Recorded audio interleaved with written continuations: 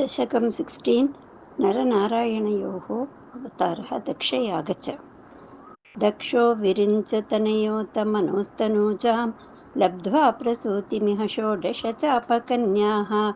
धर्मे त्रयोदश ददौ पितृषु स्वधां च स्वाहां हविर्भुजि सतीं गिरिशे त्वदंशे। मूर्तिर्हि धर्मगृहिणी सुषुवे भवन्तं नारायणं नरसकं महितानुभावं। यज्जन्मनि प्रमुदिता कृततूर्यघोषाः पुष्पोत्करान् प्रववृषोर्ननुवुः सुरौघाः।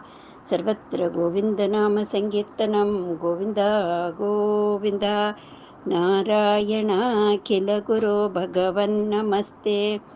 दैत्यं सहस्रकवचं कवचैपरीतं साहस्रवत्सरतपःसमराभिलव्यैः पर्यायनिर्मिततपःसमरो भवन्तौ शिष्टैककङ्कटममुं न्यहतां सलीलम्। अन्वाचरन्नुपदिशन्नपि मोक्षधर्मं त्वं भ्रातृमान् भदरिकाश्रममध्यवात्सीः। शक्रोत ते शमतपो बलनिस्सहात्मा दिव्याङ्गना परिवृतं व्रजिघायमारम्।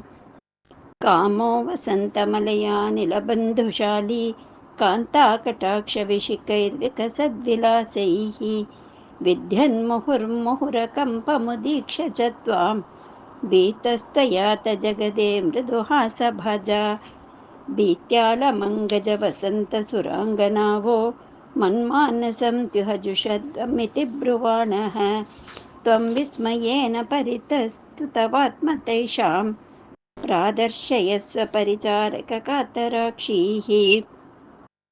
सम्मोहनाय मिलिता मदनादयस्ते त्वद्दासका परिमलै किल मोहमापोः। दत्तां त्वया च जगृहुस्त्रपयैव सर्वासि गर्वशमनीं पुनरूर्वशीं ताम्। दृष्ट्वोर्वशीं तव कथां च निशम्य शक्रः पर्याकुलो जनिभवन्महिमावमर्शात्।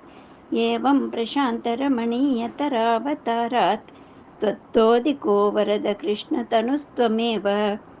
दक्षस्तु धातुरतिलालनया रजोन्धो नात्यादृतस्त्वयि च कष्टमशान्तिरासीत्। येन व्यरुन्धस भवत्तनुमेव शर्वं यज्ञे च वैरपिशुने स्वसुतां व्यमानीत्। क्रुद्धे शमर्दितमखः सत्कृतशीर्षः देवप्रसादितहराधतलब्धजीवः। त्वत्पूरितक्रतुवरः पुनरापशान्तिं सत्वं प्रशान्तिकर पाहि मरुत्पुरेश। गोपिका जीवनस्मरणं गोविन्द गोविन्द। नारायणाखिलगुरो भगवन्नमस्ते।